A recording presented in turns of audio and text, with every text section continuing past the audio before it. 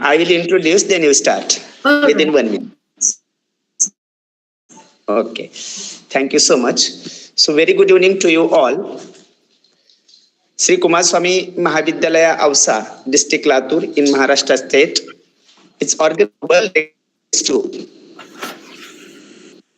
Today there is 286 of the long series, and the keynote speaker is on dais Honorable Dr. Bahunlang Tron, Madam. So firstly, I welcome to you, Madam, for the series. Thank you. I welcome the chief organizer of the series, Honorable Principal M. Ambedkar, sir. Also, thank you. Welcome for the faculty members of my college, Dr. K. M. Kadam, sir, Honorable Praveen Udge, sir, and from dear participants, Sonu Kumar, sir, Dr. Swani Shukla, sir, Devi Singh, sir, and all others. The topic for today's presentation is NEP-2020, New Education Policy, that is 2020. Now this topic is going to present Honorable Tron, Madam. At present, she is serving as an associate professor, College of Teachers Education, that is postgraduate teachers, Shillong, Meghalaya, in India. So with this brief introduction, now I request you, Madam, please start your presentation on the topic NEP 2020. You are most welcome.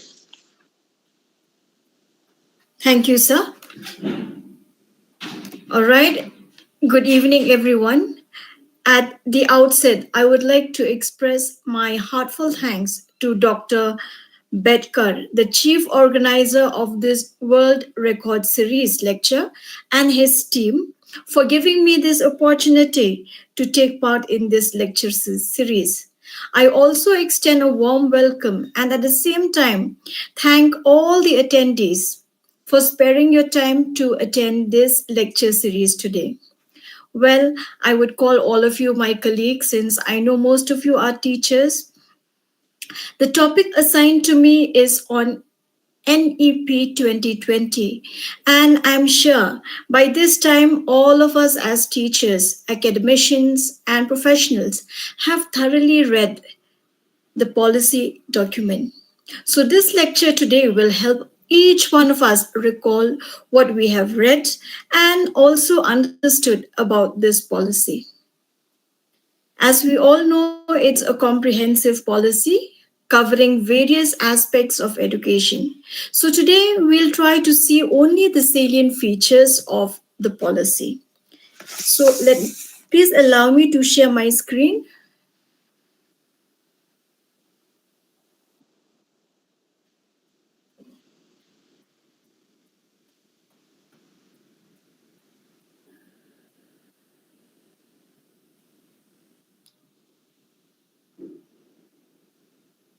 All right, so is it visible?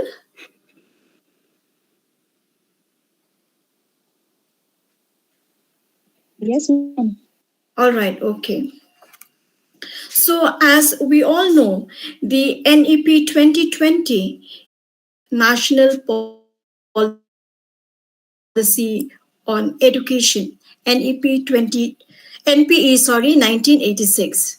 Now this present policy, that is the NEP 2020, is built or designed on the foundational pillars of access, equity, quality, affordability, and also at the same time accountability.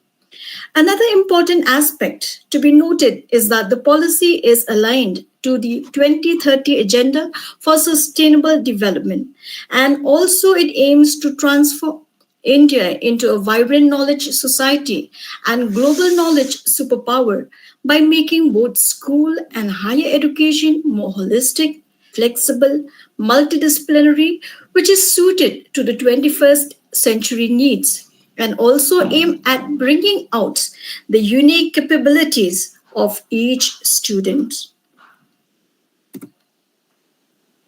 As clearly stated in the document, it is clear that NEP 2020 envisions an education system rooted in Indian ethos that contributes directly to transforming India, that is Bharat, sustainably into an equitable and vibrant knowledge society by providing high quality education to all.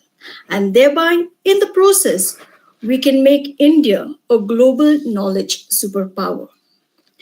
NEP 2020 also envisions that the curriculum and pedagogy of our institutions must develop a deep sense of respect towards the fundamental duties and constitutional values, bonding with one's country, and a conscious awareness of one's roles and responsibilities in a changing world. NEP 2020 also has a vision to instill a deep rooted pride in being Indian, not only in thought, but also in spirit, intellect, and deeds, as well as to develop the knowledge, skills, values, and dispositions that support responsible commitment to human rights, sustainable development and living, and also global well being, thereby reflecting a truly global citizen. So now here we should take note of these three important terms, that is skills, values, and dispositions that support responsible commitment to human rights. So as we move further, you will find that the NEP 2020 in its 65 pages document has been presented in four distinct sections or parts, namely Part 1, School Education, Part 2, Higher Education, Part 3, titled as Other Key Areas of Focus, and Part 4, Making It Happen. So we will, oh, is it? All right, let me just escape. So I'll just keep in It's this okay. mode. I'll keep in this mode. Okay. All right. So we will look into the first part, that is part one, which is on school education. So now, as you can see here in this figure, you will see a transformation in the academic structure, especially at the school level. Before, with the national policy on education, with the national policy on education, we are now having a new structure, that is 5 plus 3 plus 3 plus 4, which has been changed from the previous 10 plus 2 structure. So now NEP 2020 aims to achieve 100% gross enrollment ratio in school education by 2030. The NEP 2020 also aims at provision of effective and sufficient infrastructure, alternative and innovative education that centers to ensure that children who are dropping out of school are again brought back into mainstream education, universal participation in school, by carefully tracking students as well as their learning levels. So we should understand from here that the main aim of NEP 2020 is to achieve 100% gross enrollment ratio. So now we also find that the NEP 2020 also gives emphasis to early childhood care and education. So because of this, we find that the 10 plus 2 structure of school education is to be replaced by the 5 plus 3 plus 3 plus 4 curricular structure corresponding to ages 3 to 8, 8 to 11, 11 to 14 years, and 14 to 18 years, respectively. So, accordingly, the new system, that is the 5 plus 3 plus 4, has been named as the foundational stage, which is now divided into two parts. That is, the first part is of 3 years, which is known as the Anganwadi or the preschool period, plus 2 years in primary school. So at this stage, the ages that is covered is from 3 to 8 years. Then next we have the preparatory stage, which covers grade 3 to 5. Here the age group will be from 8 to 11 years. Following this, we have the middle stage, which is for the age group of 11 to 14 years and covering the grades of 6 to 8. And finally, we have the secondary stage. Now, this secondary stage will be of 4 years, which means that it will cater right from class 9 till class 12. So, in the present system, we will no longer be having the higher secondary education. So, which means that high secondary education will also be included under secondary education. So, now we move on to curriculum. Now, we all know that when we talk of school education, the formulation and design of curriculum is very important. Because why? The curriculum forms the basis of education, be it at any stage. For school education, NEP 2020 stated that the curricula will aim for holistic development of learners. So when we talk of holistic development, it means that education should cater to the physical development, social development, emotional development, intellectual development, so on and so forth. Then the curricula should also be designed in a way that it will equip students for the 21st century, which means that all the 21st century skills will have to be imparted. Again, there will be reduction in the curricular content to enhance essential learning and critical thinking with greater focus on experiential learning. So with this, we should understand that with NEP 2020, the methods of teaching will also accordingly change. Further, students will have increased flexibility and choice of subjects so that they can choose their own paths according to their talents and interests. There will be no rigid separation between arts and sciences, between curricular as well as extracurricular activities, and also between vocational and academic streams. So, which means all these different aspects or subjects will be embedded together, and students will have the choice to choose the subjects or the course of study according to their talents and interests. Now, the main objective of this arrangement is to give equal emphasis to all subjects, that is science, social science, art, language, sports, mathematics, with the integration of vocational and the academic stream.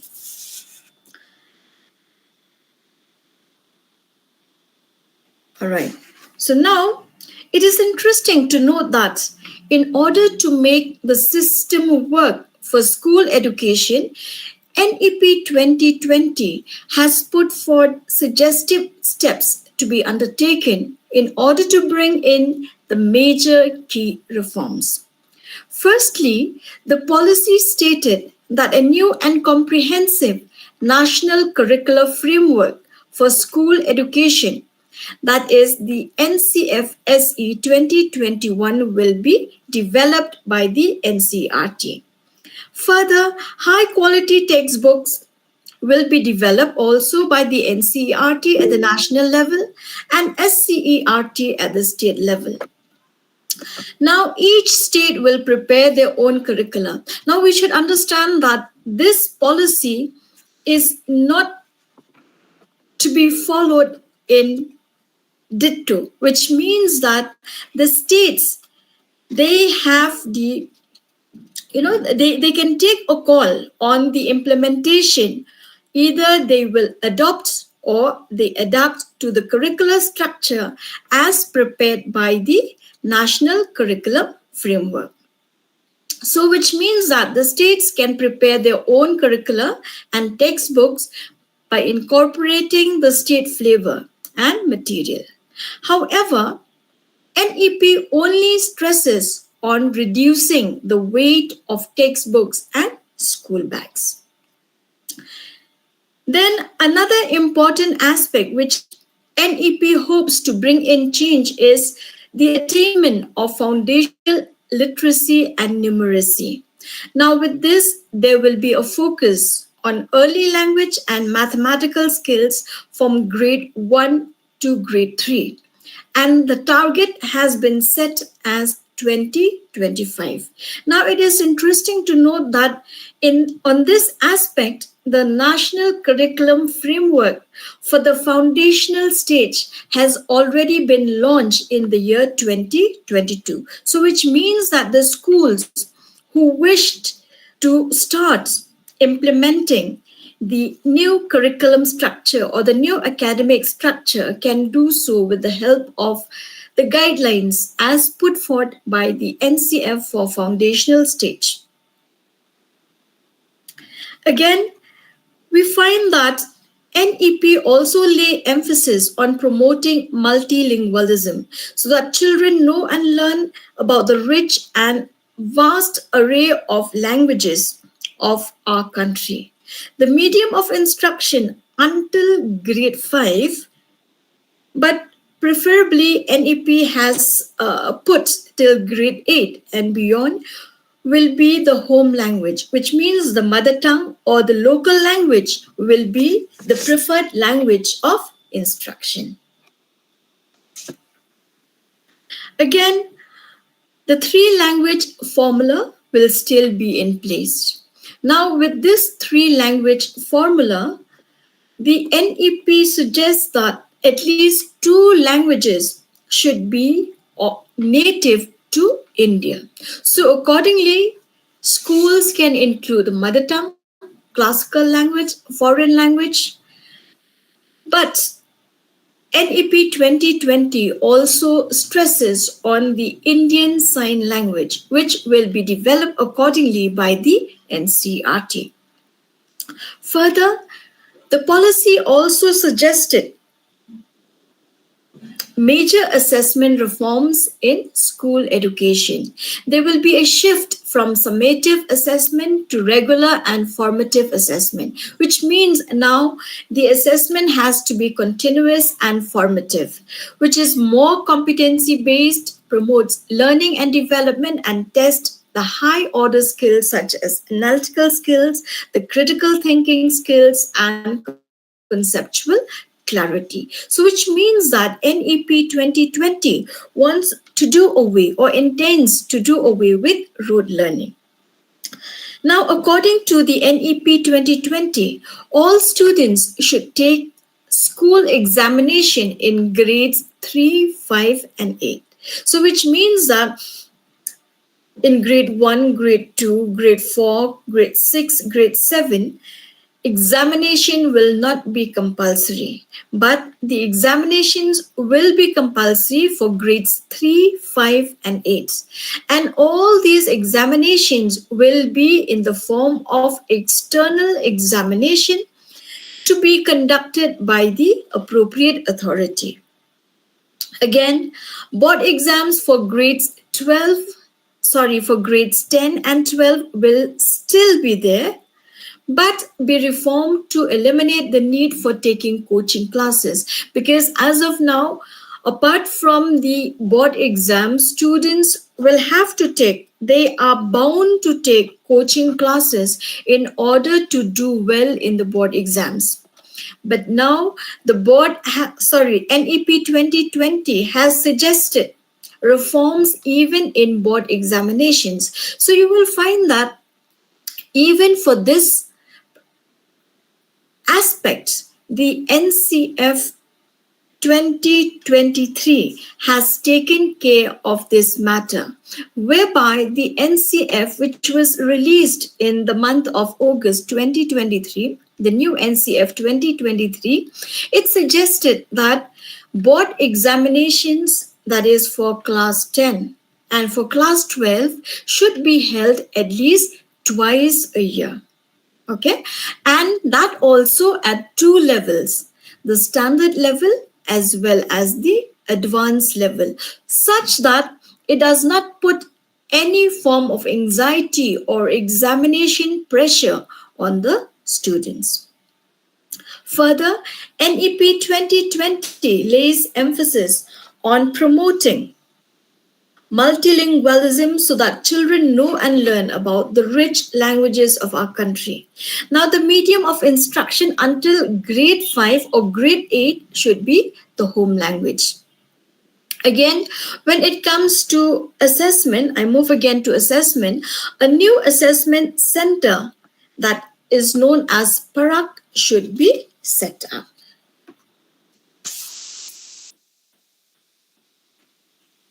Now, apart from the aspects mentioned, there are also other key areas which are mentioned in the policy in respect of school education. Firstly, we have equitable and inclusive education. Here, this is considered important so that no child in India loses the opportunity to learn and excel because of birth or background.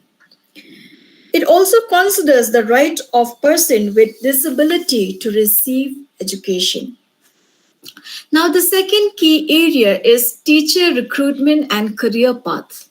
Now, here in this aspect, the teacher eligibility tests such as TET, CTET, all these types of tests will be strengthened.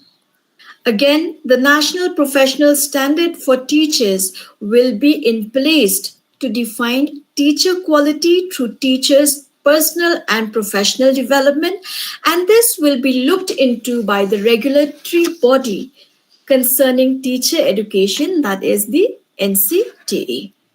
Further, NEP also suggested standard setting and accreditation for school education through the State School Standards Authority.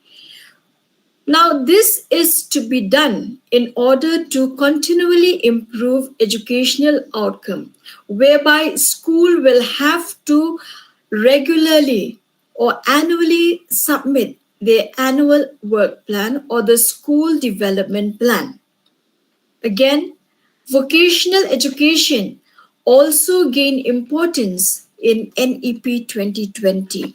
Now, NEP 2020 in this aspect aims to integrate vocational education into mainstream education, and students can pursue both vocational courses alongside the regular courses, academic courses, because with the old system or the old structure, if students want to pursue vocational, they will have to go for vocational.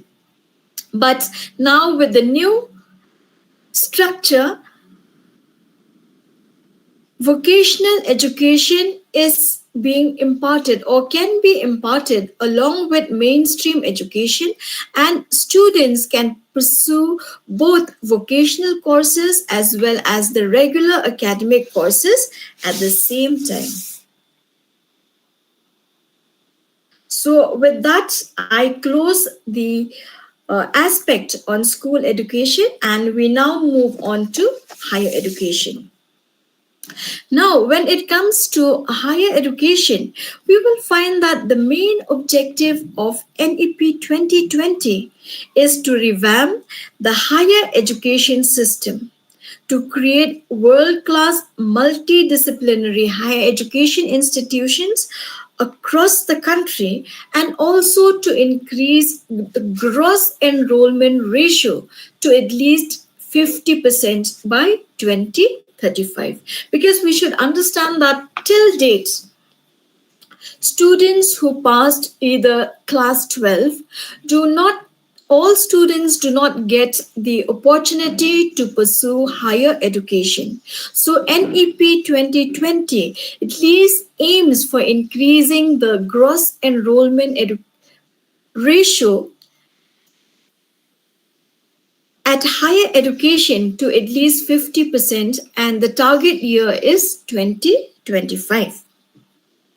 Again, NEP also aims at building world class universities and to achieve global high rankings in higher education.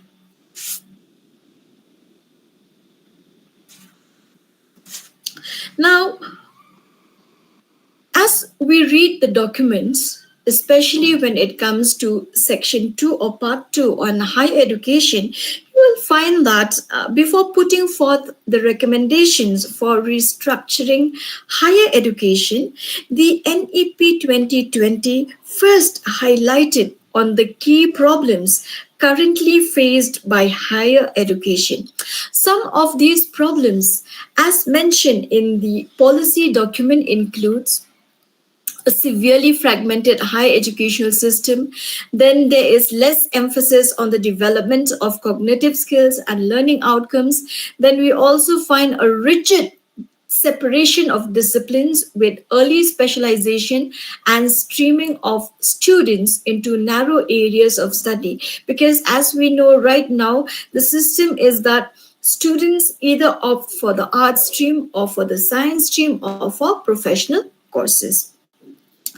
But with NEP 2020, that rigid separation will be done away with, whereby the system will be made flexible for students to choose among the different multidisciplinary courses. Then, amongst the problem, we also find limited access, particularly in the socio-economically disadvantaged areas, whereby few HEIs teach in local languages. So, which means that students who do not have commands in the English language, students who have attended schools which taught in local languages could not pursue further in education, because why? Very few higher education institutions are available that teach courses in local languages. Again, we find that there is limited teacher and institutional autonomy. There is inadequate mechanism for merit based career management. There is lesser emphasis on research at most universities and colleges, and lack of competitive peer reviewed research funding across disciplines, suboptimal governance and leadership of HEIs, and ineffective regulatory system, and also with it comes the large affiliating universities resulting in low standards of undergraduate education, because as we all know, in the present system numerous colleges are affiliated to one universities. Because of that, there is mismanagement, which results in low standards of undergraduate education. So, the policy envisions a complete overhaul of higher education system to overcome the challenges. We have seen the challenges, and now NEP 2020 envisions a complete overhauling and restructuring of the higher education system. And for this, it has suggested few key changes. Now, these changes includes the moving towards a higher educational system which consists of large multidisciplinary universities and colleges with at least one or in near every district.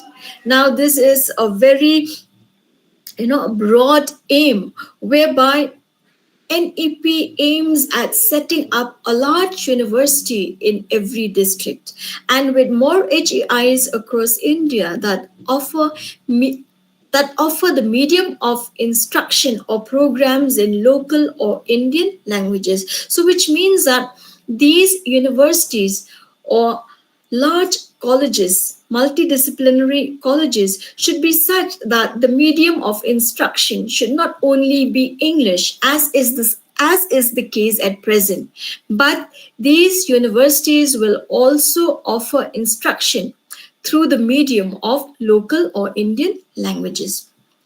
Then NEP also suggests moving towards a more multidisciplinary undergraduate education. So, which means that with this, we will find that the single stream institutions or colleges, maybe like the arts college, the science college, will be done away with. All institutions should be multidisciplinary in nature or composite in nature, whereby they will offer more than 2 or 3 courses. Again, NEP also suggests moving towards faculty and institutional autonomy, which means that more and more universities or colleges should be encouraged to become autonomous institutions. Then NEP also suggests revamping of the curriculum, pedagogy, assessment, and student support for enhanced student experiences. Then it also wished to reaffirm the integrity of faculty and institutional leadership positions through merit appointments and career progression based on teaching, research, and service. Now, as we all know, this is a big hindrance, a major hindrance in the career advancement of teachers, because in some institutions we find that promotion is usually based on seniority, but NEP 2020 wants to do away with that. So, which means that promotion or positions or appointment of teachers should always be on merit, and career progression should be based on teaching, research, and also service put in by the teachers. Then NEP also suggests the establishment of a national research foundation in order to fund and encourage research. Then it also suggests governance of HEIs by high qualified independent boards having academic and administrative autonomy. We find that the light but tight regulation by a single regulator for higher education has also been suggested by NEP 2020. Then comes increased access, equity, and inclusion. Now, this increased access, equity, and inclusion is not only included in school education, but it is also an area of concern even in higher education. And NEP 2020 also suggests steps to be given or to be taken by the government and at the same time by higher education institutions. Further, NEP 2020 also stresses on online education. So, because of this recommendation, we see nowadays that MOOCs MOOCs courses are gaining importance, and students as well as teachers can gain credits by doing or by undergoing or pursuing these MOOCs courses being offered by different institutions through the online mode.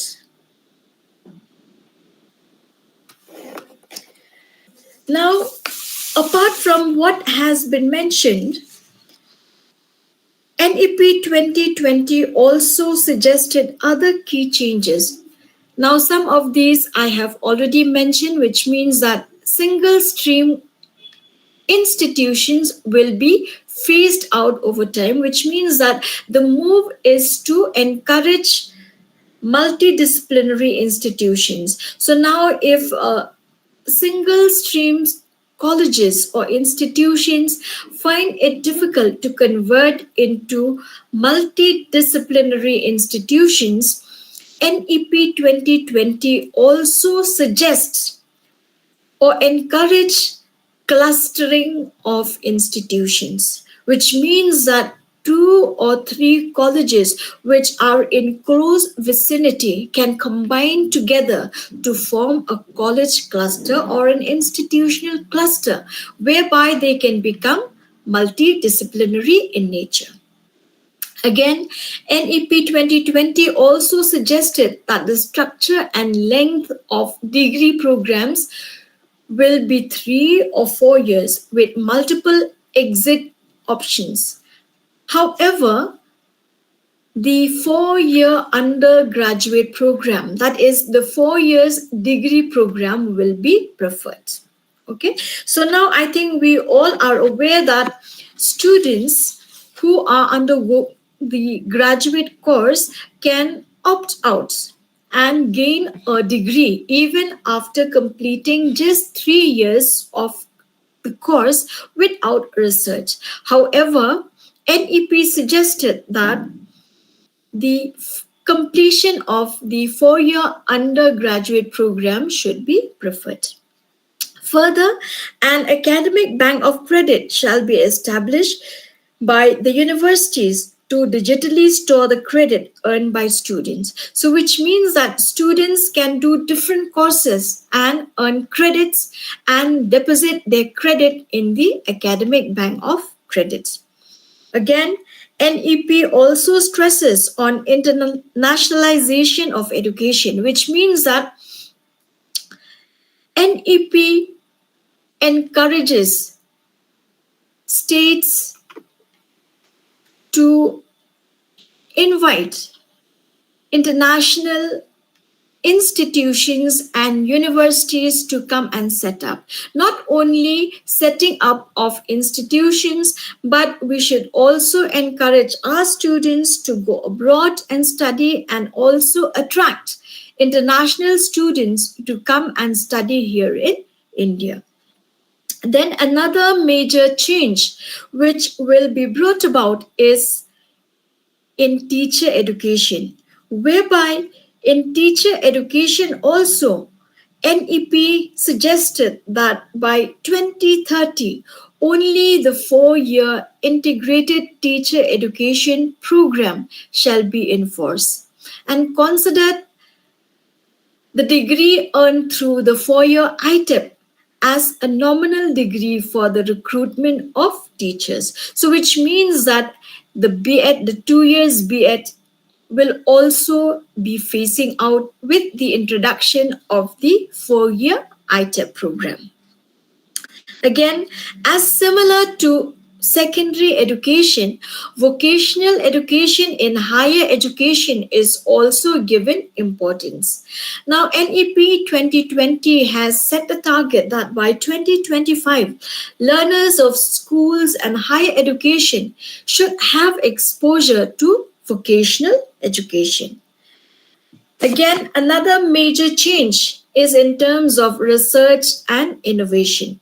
Now, here the policy envision a comprehensive approach to transforming research in India, and it proposes the setting up of the National Research Foundation. So, with that, we end part 2. Now, I will be moving into part 3. All right, okay. I think, all right. So now before we go into part 3, there is one important point which has been mentioned in the policy document, that is with regards to the regulatory system. Now, as we all know that in order to regulate the higher education system, we have at present the University Grants Commission. Again, for the different professional courses, like for example, in teacher education, we have the NCTE, we have the ICAR for agriculture education, and so on and so forth. Now, with regards to the regulatory system of higher education, NEP 2020 stated that the regulation of higher education has been too heavy handed for decades. It has been the same throughout for decades and decades, and too much has been attempted with too little effects. Okay, the effort has been more, but then we are seeing very less effect, whereby the regulatory system has been rife with basic problems such as concentration of power within a few bodies. Then we see conflict of interest among the different bodies, And also, another major problem is the lack of accountability. So, therefore, to address these issues, NEP 2020 aims at ensuring better regulation, accreditation, funding, and setting of academic standards to be performed by a distinct empowered body. So, which means that the NEP 2020 also envisions to change or to empower a new regulatory body. So, on this note, the policy recommended the establishment of four institutional structures for carrying out four essential functions. All right, that is the first function. Now, all these four essential functions will be set up as four independent verticals or units within one umbrella institution. There will be one umbrella institution which will be called the Higher Education Commission of India. So, this will be the main institution that will regulate the higher education in India. And alongside it will have four vertical units. That is, the first one will be the National Higher Education Regulatory Council. Then we will have the National Accreditation Council. So, which means that the NAAC will be replaced by the NAC. Then we also will be having the Higher Education Grants Council, the HGC, which will take over the task of the UGC. And at the same time, we will also be having the General Education Council, which will frame the expected learning outcomes for higher education bodies. Now, all these will function separately. But then we also have the professional councils like the ICAR, the NCTE, etc. Now, these existing professional councils will act as professional standard setting bodies who will play a key role, and they will be invited to be members of the General Education Council. So we will find that with the setting up of the new Higher Education Commission of India, we will see major overhauling in the higher education system of India. So, with that, I end the second part. We will now move on to the third part, that is part 3, which is related to other key areas. I think I'm very fast, right? No, madam. All right. Okay. All right. So now, under part 3, we have the other key areas of focus. Because as we have seen, apart from school education and higher education, there are other different aspects of education which needs to be looked into. So NEP 2020 has also taken this into consideration. So, firstly, we have professional education. Now, under professional education, NEP 2020 considers professional education as an integral part of higher education. So, which means that professional education cannot be separated from professional education. Now, one thing to be noted is that these professional educational institutions are mostly standalone professional institutions. Like, for example, we have the agricultural university, we have the legal university, we have the health sciences institutions or universities, we have teacher education universities, technical universities, and other standalone institutions. All right. So now, NEP 2020 suggests that these standalone institutions, just like the single stream colleges, they should move away towards becoming multidisciplinary, which means that they will not offer only one course, but they will have to offer 2 to 3 courses in their related field. Let us take, for example, health science. Now, for health, we have separate institutions, health institutions offering allopathic medicine. We have the Ayush medicine. But now with NEP 2020, the health institutions should provide education to all forms of health education or health science education, which means that yoga, then Ayurveda, then homeopathy, Ayush medicine should all be imparted together under one institution. So, which means that there is a move to do away with single standalone institutions, even at the professional education level. Again, adult education and lifelong learning also gains importance in NEP 2020.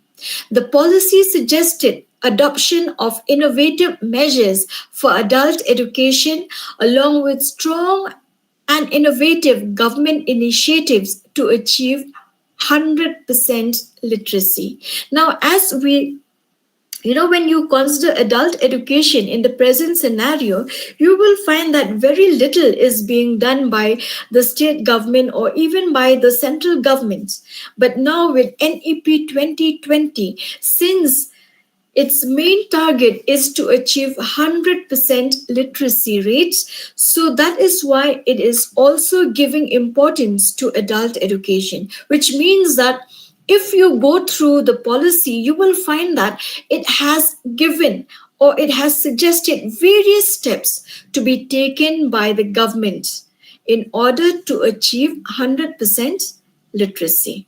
Again, we also see the promotion of Indian languages, art, and culture. Now, NEP 2020 views language as inextricably linked to art and culture. That we all know because language forms the basis of all our art form as well as culture. So that is why cultural awareness and expression are among the major competencies considered important to be developed in children. All right. So that is why we have now, I think all of us are aware about the introduction of the Indian knowledge system, whereby we will be learning more and more about our art and culture. Even the different schemes also have been introduced in order that there is increased promotion of Indian languages, art, and culture, and each and every student as well as faculty members, they gain competencies in this field as well. Again, we also see that technology use and integration of technology in teaching learning is also gaining importance with NEP 2020 because it envisaged the use and integration of technology to improve multiple aspects of education. In this regard also, NEP has suggested or it has proposed the setting up of the National Education Technology Forum, which will look into the use of technology and increased integration of technology in teaching learning. Again, we also see that online and digital education is gaining importance with NEP 2020. NEP 2020 also recommended various initiatives in view of the emerging importance of leveraging technology for teaching learning at all levels of education from school to higher education. Now, if our students, especially at the higher education level, if they are short of credits that can be leveraged through the use of online education or the use of technology in teaching, learning. So that is all under section 3 or part 3. Now we will move on to part 4. So now we will find that, I consider it encouraging to note that the NEP 2020 has not only put forth recommendations for overhauling and changing the education scenario, but it has also identified key workable measures to ensure that the suggested changes, because it has suggested many changes, but how to make it happen. So, because of this, the fourth section of the document has been named as Making It Happen. So, under this, the first point is the strengthening of the CABE in order to provide greater mandate for widespread consultation and examination.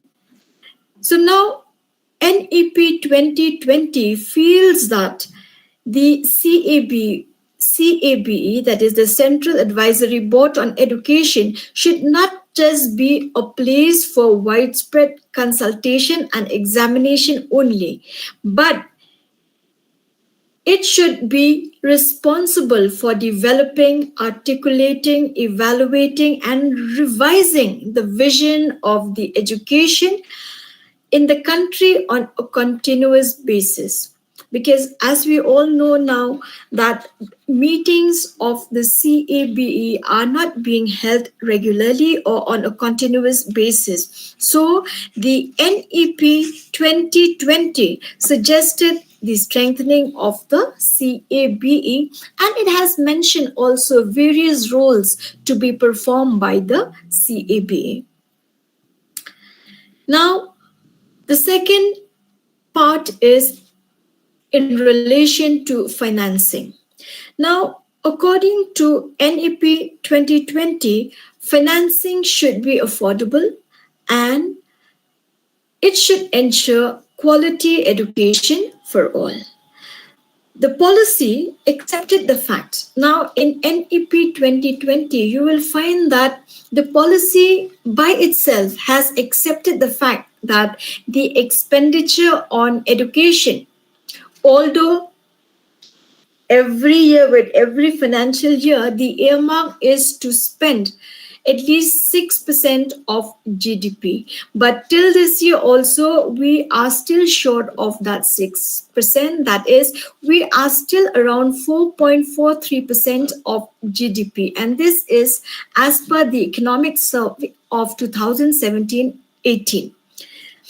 Now, the financial governance and management will have to focus on the smooth, timely, and appropriate flow of funds. Now, all this has been mentioned in the policy, and we do hope that the government will take steps in order to increase the allocation of fund. Now, the provision of fund should be just in time, whereby there should be timely release of funds to the implementing agencies, which will be followed for efficient use of government resources and avoiding parking of funds. Because as we all know, in the present system, there is always a delay in the release of funds, which is why there is a delay in the implementation of the different programs. So, because of this, NEP 2020 has also suggested the release or the timely release of funds to the implementing agency.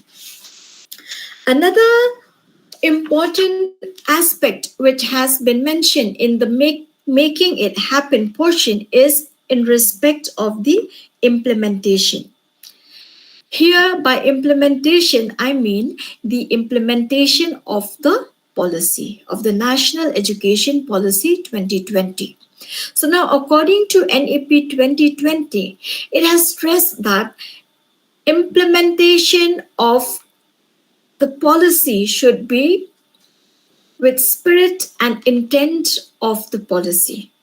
And the policy should be treated as the most critical matter in order to bring about reforms in education.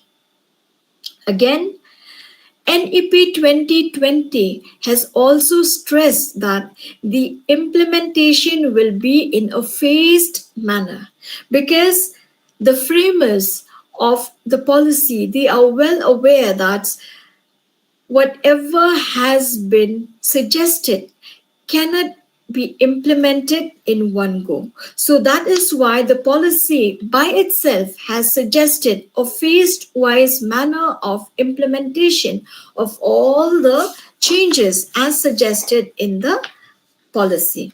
Again, another thing with respect to implementation is in terms of prioritization.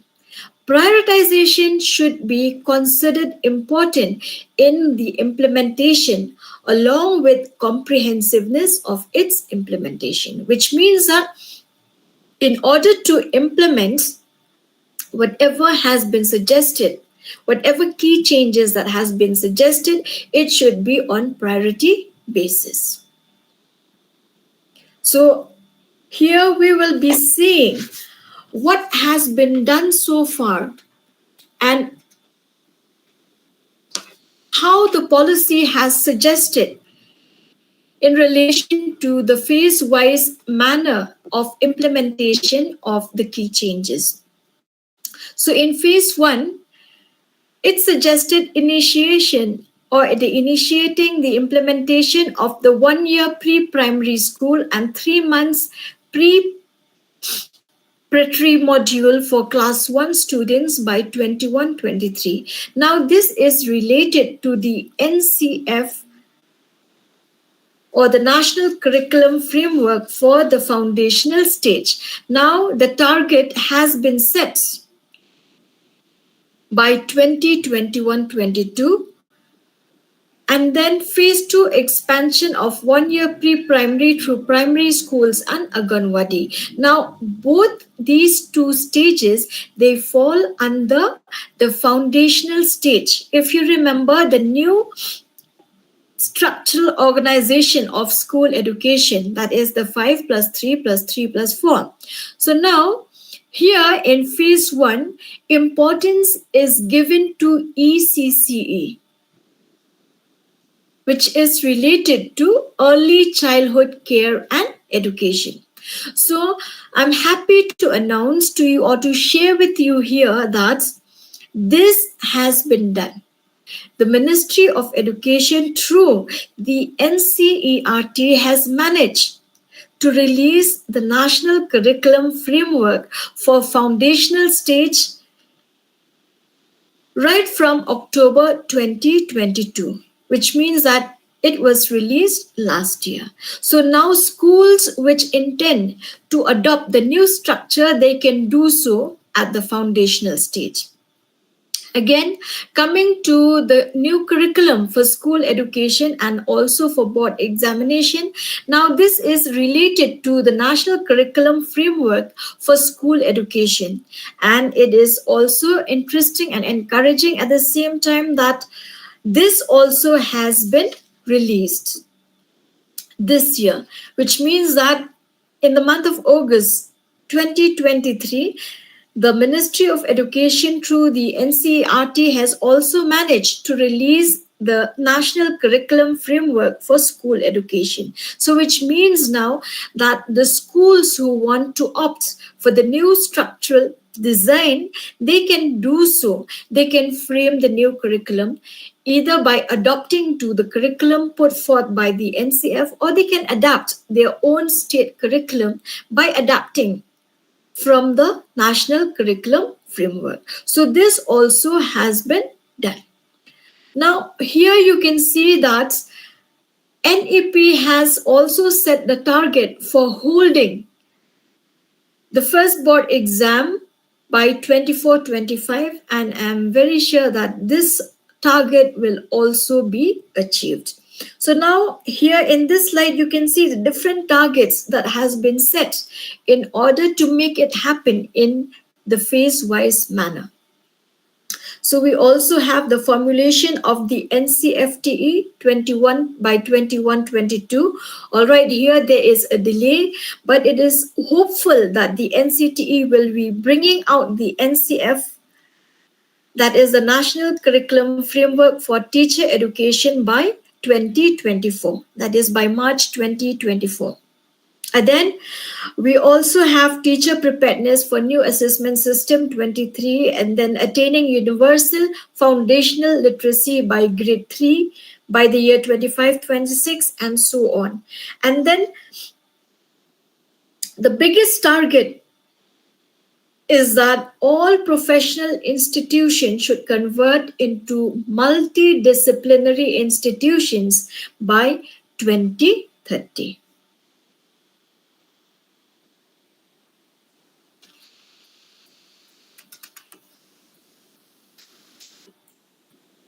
All right. So with that, we have come to the end of the explanation or the lecture on the NEP 2020 as what is included in the document.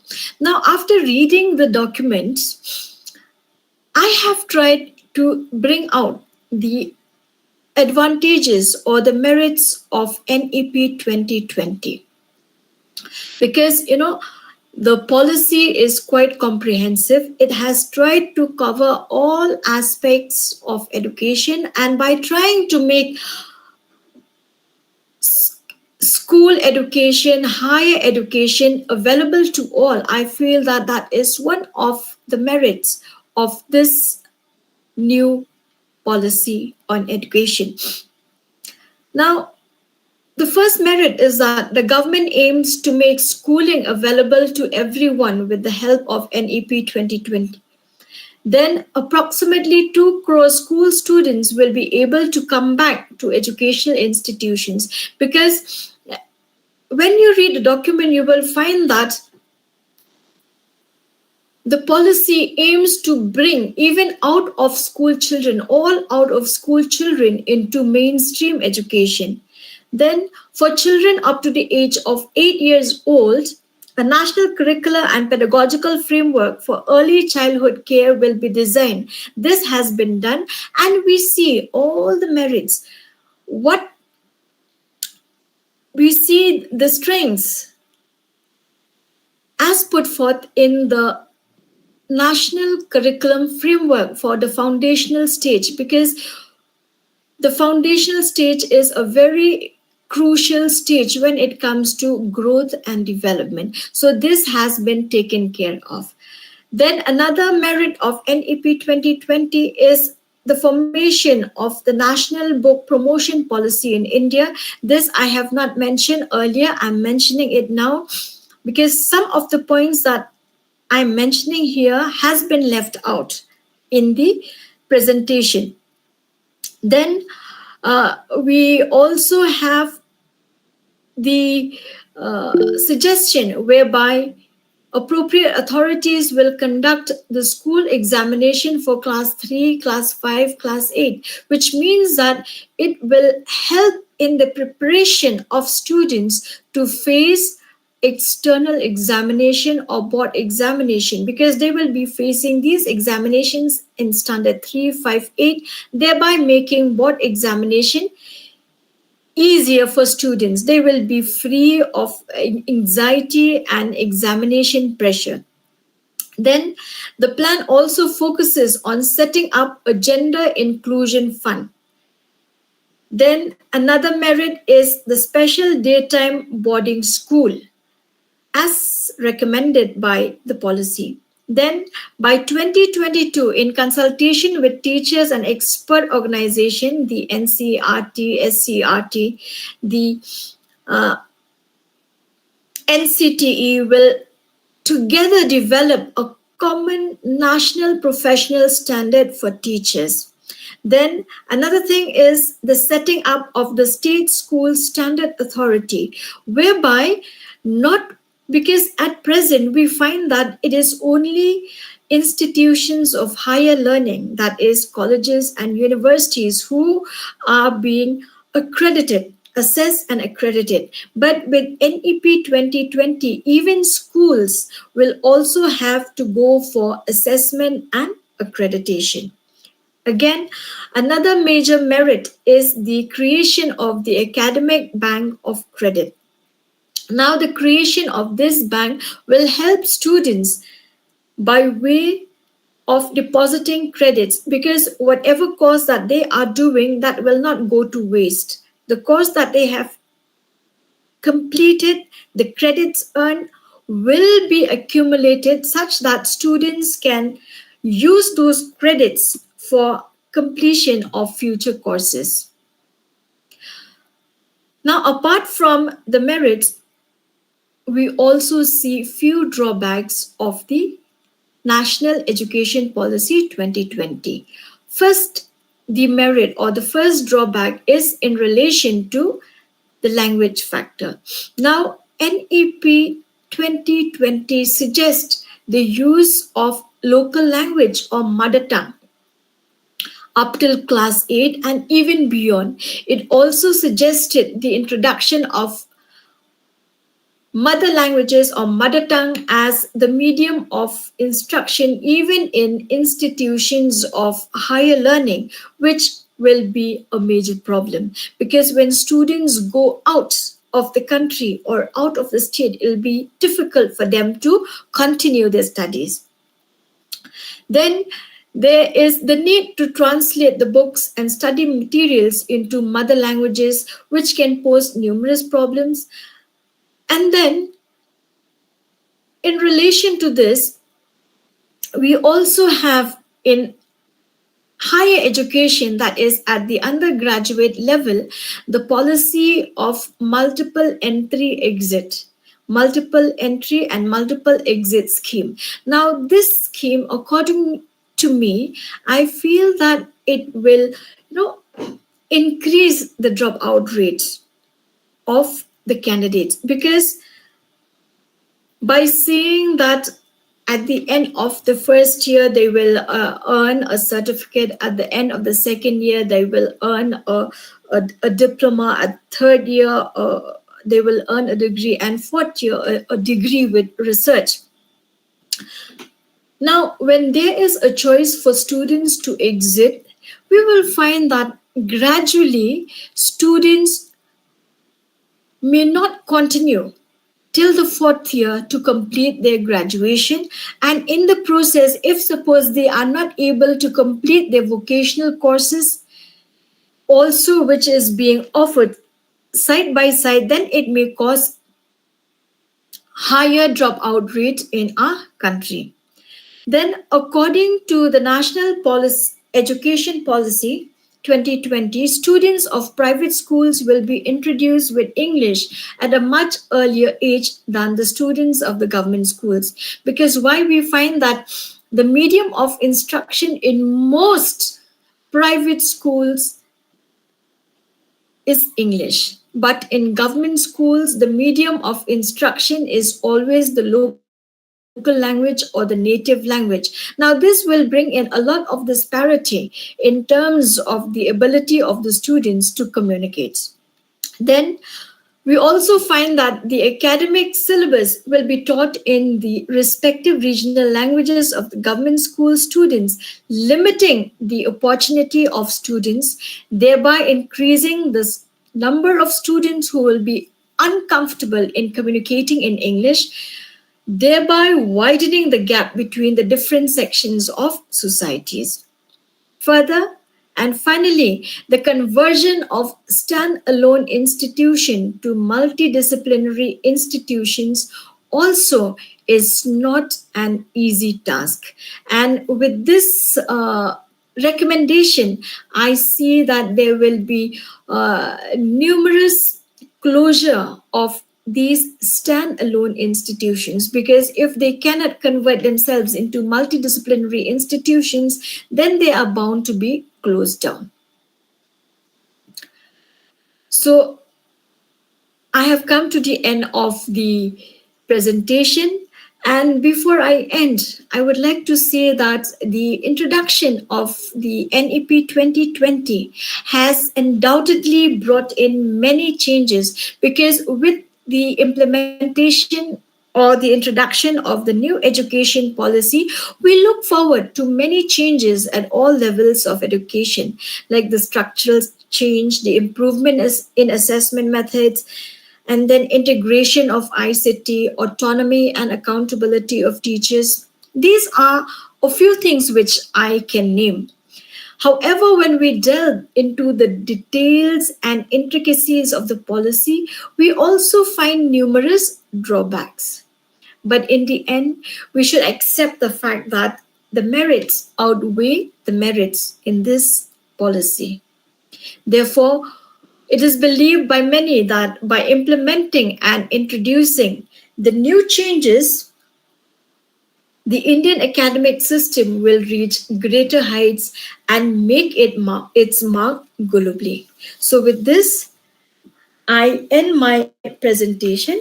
Thank you, everyone, and good night. Thank you so much, madam, for the clean explanations on the topic National Education Policy 2020.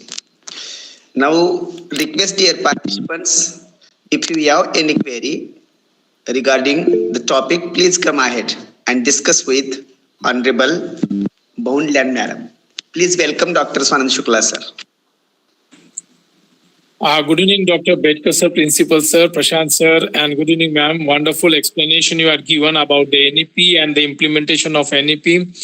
Really, we means you enlighten us regarding this. And definitely in the education system, the metamorphosis is going to take place. That is very much a need of a time. Yes, two aspects I want to ask. One is, you are talking, we are talking under NAP that college clusters we are going to make. So what will be the objective of making such a clusters, and how it will be dealing with university? So is there any, means that clusters will be getting the liberty to form their own policies, and then they will be getting connected to UGC or the local affiliated universities? So that is my question. Thank you. Thank you, Dr. Shukla, for the question. Now, when we talk about clustering, I think I have mentioned that colleges or institutions who are in close vicinity, they can contact with each other. But however, the contact should be such that they will have to follow the guidelines. Okay? It is not that randomly they select the institutions that they can connect by themselves randomly. The UGC has put forth the guidelines. I think if you visit the UGC website, it has already posted in its portal the guidelines for creating cluster institutions. So if you go to that, you will get all the details. It is already up in the website. What is the need or objective of making such a clusters then? The need is, as I have mentioned, that even in a professional education or in general education, the policy wants to move away from these single standalone institution. Because why? According to NEP, they say that education should be multidisciplinary in nature, whereby we offer numerous choices to the students.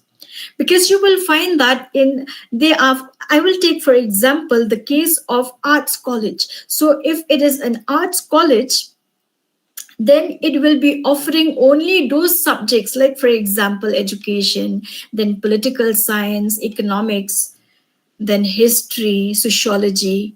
But students who wants to get a taste of other courses, like for example environmental science, then maybe a taste of botany or music, which is a liberal art, they may not get the chance. But if nearby, if there is a science college, then the two colleges can form a cluster, whereby those students who are studying in the science subject in the science college can get the opportunity to study different subjects from the art stream. So that is the main objective of the NEP 2020, to bring in flexibility in the selection of courses.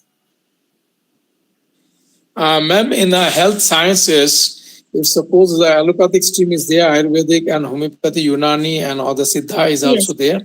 So if suppose I want to learn, if I'm from the homeopathic faculty, if I want to learn some elements of Siddha or Ayurveda, so whether it is possible that I will be selecting some subject of those things and then I will include in my syllabus or curriculum like that?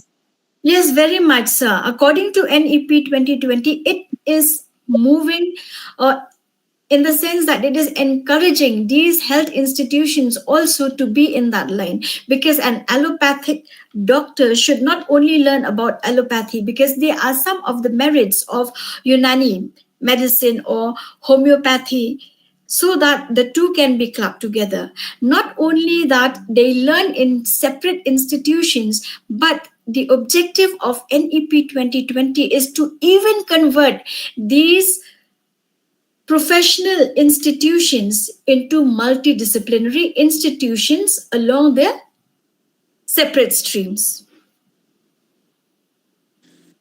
Correct, ma'am. Thank you. Thank you very much, ma'am, for your wonderful explanation. Thank you so much for the question. Thank you. Now, Chetna Arora, ma'am, please.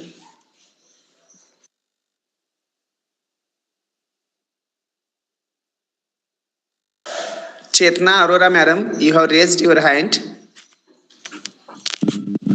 Yes, sir. A very good evening to you, to Bedkar sir, and to the resource person, ma'am. So my question is, as we are going through the existing system and we are already facing that changes, how much is the employability seem to be affected after the introduction of NEP 2020, as like getting education of 1 year or 2 year from a certain course of like history, I take an example with science, or music with science, how much it will give it the boom into employment. And I think the NEP has not introduced yet for disabled, and it has covered all the aspects. Ma'am has very beautifully covered all the aspects of the educational changes that we are going to face, rightly said by her and explained by her. But I, being belonging to the singular field of education, so I always undertake this change, that how will the employment be affected, as well as the current collegiate that we are forced to have a certain degree or a specialization, how that will be affected, because specializations I think will be removed. And turning on to the employability of teachers, we are forced to give TET and at a higher level net, but day by day the government is making these educational tests very complicated. So on one side they are declining the ratio of appointment for teachers, and putting so many conditions of specialization, and increasing levels, specifically as we know that we can't teach in any college beyond PhD or beyond net, as per current policy also. So what if I have skills but I don't have any degree? Will I be considered in the industry? Over to you, ma'am. Okay, thank you for the question, Chetna. Now, what I can understand from your question is that what will be the employability rates? Now, if we consider the undergraduate program earlier, now even at the present system, because few of the colleges and institutions have moved into or have implemented the 4 year undergraduate program as suggested by NEP or as recommended by NEP 2020. Now, in the old pattern, we have students who opt for four subjects with one honors paper, and with that honors paper they go on and continue for their master's degree program, and henceforth if they intend to further continue, they pursue the PhD. But now, in the new system, you will find that the old system is still being embedded. Okay, in the 4-year undergraduate program, you find that a little bit of this old pattern is embedded in the new system, whereby I think if you are I am not very sure about your profession, but if suppose you are teaching in a college, in an undergraduate college, you will find that in the new pattern, we have the system of minor subjects and major subjects. Okay, so in this minor, you will have to take both minor and major. So this major will continue throughout the years that you are pursuing your undergraduate program. All right, but then you also have those minor subjects which you can opt and change. Okay, now NEP 2020 also allow you, okay, to change between a major and a minor subject. Because if suppose you have one major, one minor, but then you want to change, okay, suppose after the end of the first semester, you want to convert your minor into major and major into minor. That can be done, but a condition has been set that if it is a minor subject, you will have to score 75% and above. Then only you will be allowed to convert it into a major subject. Okay, so over here also you see the flexibility in changing of your subject. Okay, that is one thing. Another thing is once you have converted, you will continue it as your major subject. Now, this major subject means that you have opted it as a form of the honors paper. Okay, so which means that by taking it as an honors paper, you will continue for 6 semesters. Okay, if you wish to quit to end your undergraduate program at 3 years, you will be awarded a degree. All right? But then it will be a degree without research. Is that clear? But in the 4th year, you will find that the concentration will be more on research. All right? So, or the research will be on a paper related to your major paper. Okay, so if a student is able to complete the 4 years undergraduate program, then he or she will also qualify for the master's program. All right, and the master's program will only be for 1 year. Because why? It is expected that the candidate must have gained that specialization in that paper. All right. So he or she can continue for the master's program with only 1 year. Is that clear? Okay. For those who end at 3 years without research, if they want to pursue master's degree program, they can appear for the CUET, they can sit for the CUET, and then when they join the master's degree course, the master's degree course will be of 2 years. Is that clear? All right. So, which means it is just a change in the pattern. However, the number of years, if you consider till your master's degree level, the number of years spent will be exactly the same. Okay. Is that clear? All right. Yes, ma'am. now Very nicely explained. yes. I have one more question also.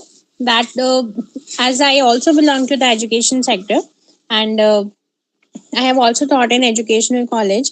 So there's a question clicking my mind. Like we see DLED, BLED, and BEd.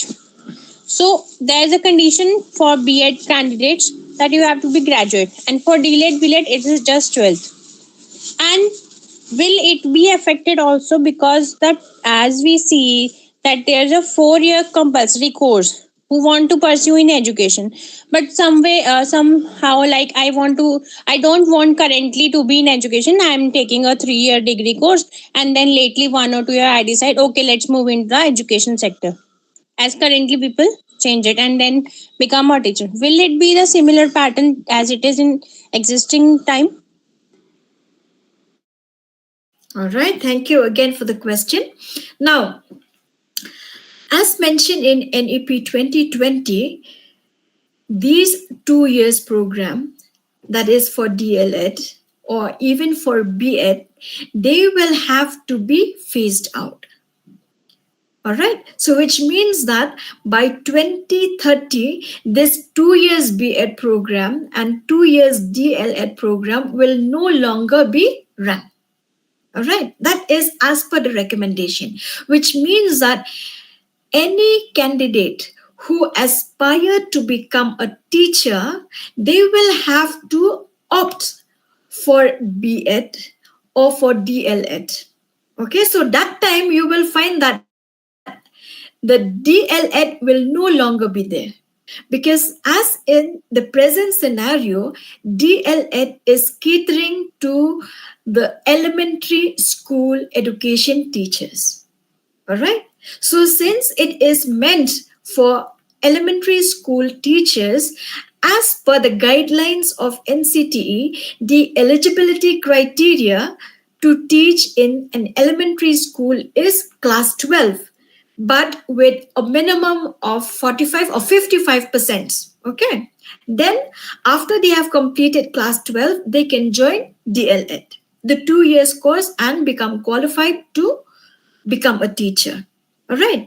For those candidate who wants to teach in a secondary school or in a higher secondary school, they have to be graduates or they have to be masters, either in arts or science.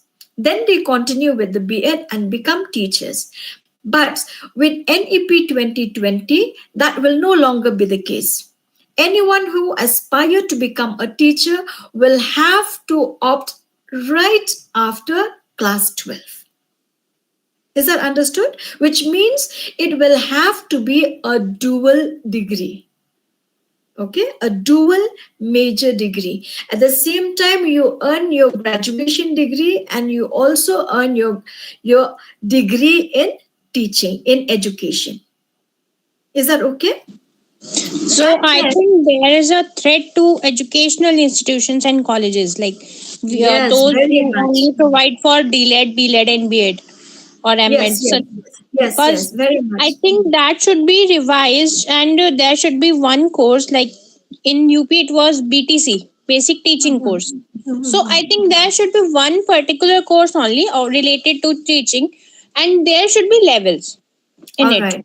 Okay, let me answer this eliminating the one. need for diploma in elementary and bachelor's in education or master's. So I think there should be one teaching course only, catering to the different needs. Like there should be a level at technical, there should be a level at elementary or primary, there should be a level at secondary, such that the student can opt for the suitable profession related to that, Yes, yes. related to his or her interest. Yes, Because let me I answer. think this NEP is a threat to the educational colleges also. So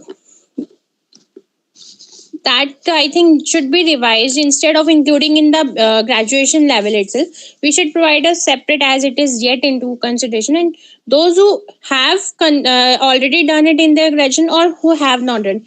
So we should divide it at the levels. Because if I am a graduate and I want to be a teacher after 3 years of work, I took my degree and I want to be a teacher after 3 years of work, then it's a turn back to me, as currently it is a restriction that we have to be a graduate. And nobody can decide in the early years, okay, I have to be a teacher. So students are very much confused in their curriculum aspect, and they don't know whether the degree college is available or not. So many times a student is not opting the right education, in fact. So lately, if he or she changes his decision, then this will be highly affected, and a lot of educational institutions a lot of people working for educational institutions and publishers, publication department, and the NCTE especially, I think that will be affected at a lot because Yes, the yes, teacher education colleges. Chandra, may I say something? Okay, let Yes, me yes, please. clarify this also. Okay, all Yes. right. Now, one thing, because since I was not able to mention everything about teacher education, okay, now let me tell you that NEP 2020 did not say that the 2 years BEd will be shut down. It did not even say that the 2 years DLEd will be closed down. Okay, because why? NEP 2020 also has foreseen that there will be candidates who have completed their graduate course, who have completed their master's degree course, who initially have not decided to become teachers, but later they want to join the teaching profession. Okay, so for those who have completed their graduation, they can join the 2 years BEd course, which will still be operational. Okay, and this is an advantage also for those who have completed the masters.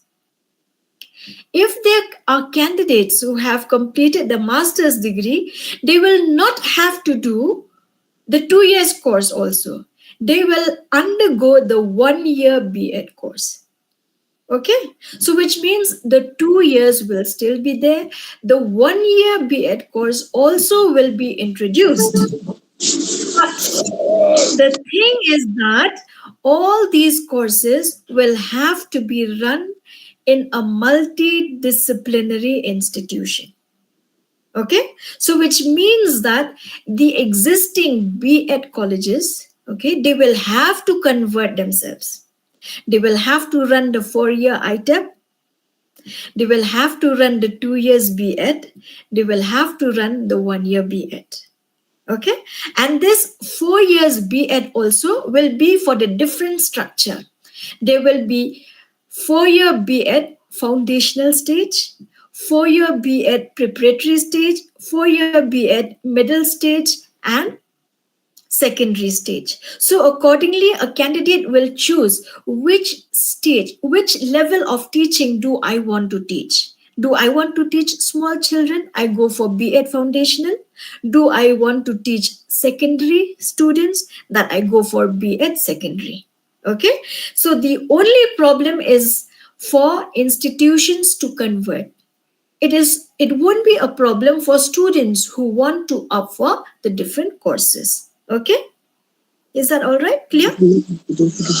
So, do you think that 1 year degree course will be that much effective as it is currently in 2 years, whether it is BEd or MEd or MPhil? Yes, So, yes, it yes. will give the equal competency in the candidate. Let me tell you on this also.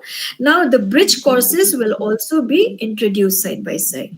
Okay, so which means that if a candidate wants to switch, then there are different papers which will be offered in the form of bridge courses. So these candidates, after completing the 1 year, they will have to undergo an additional course, which are those bridge courses, so that they can align themselves with whatever level of education they want to join the teaching. Okay. Yes, thank you, ma'am, for clearing all my doubts. I would like to be connected with you in future also, and Yes, yeah, sure. I will try to connect you sooner. Thanks for Yes, thank clearing my you. doubts. Thank you. Thank you.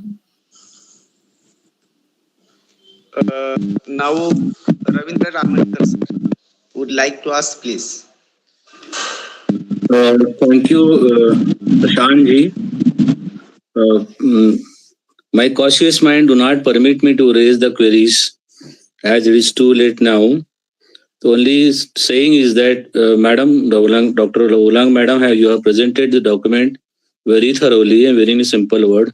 Many congratulations. Thank you very much. Thank you. Thank you.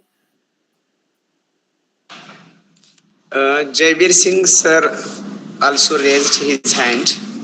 Thank you sir, काफी time हो गया, अब कार्यक्रम को विराम दे लो, अगली बार मैं question करेंगे अगले कार्यक्रम में। Please ask. No problem, sir. Please ask.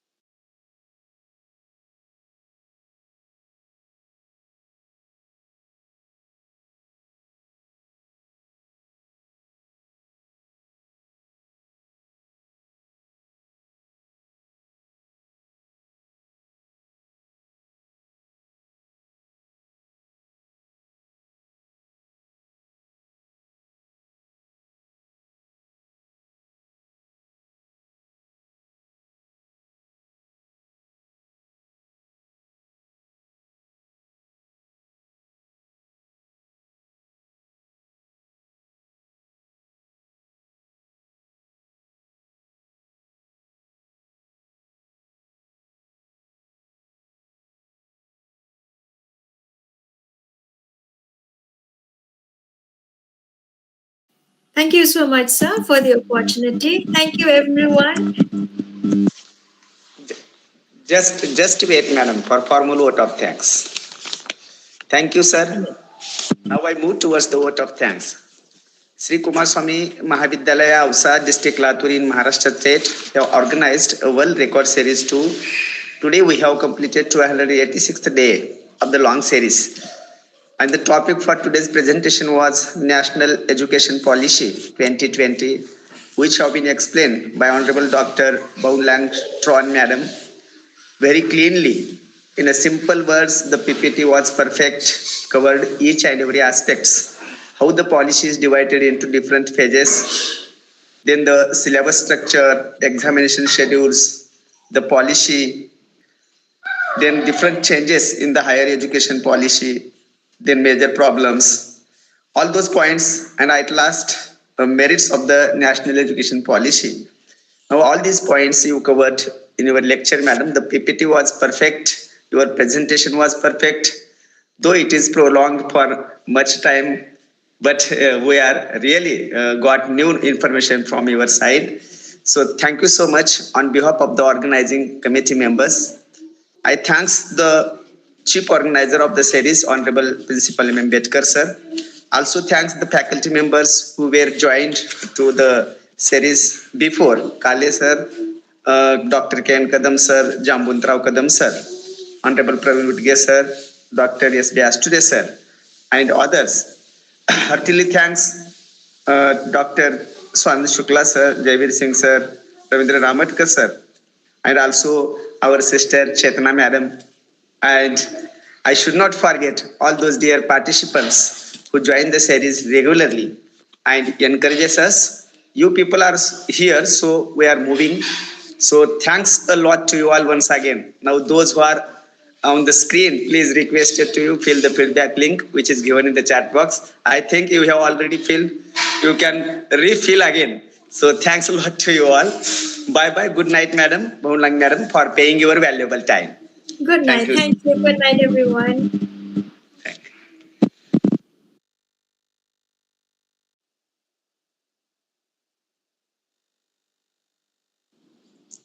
Prashant sir, I come into the category of colleagues and friends. Yes, ma'am. I come into the category of colleagues and friends. No need to extraordinary title by giving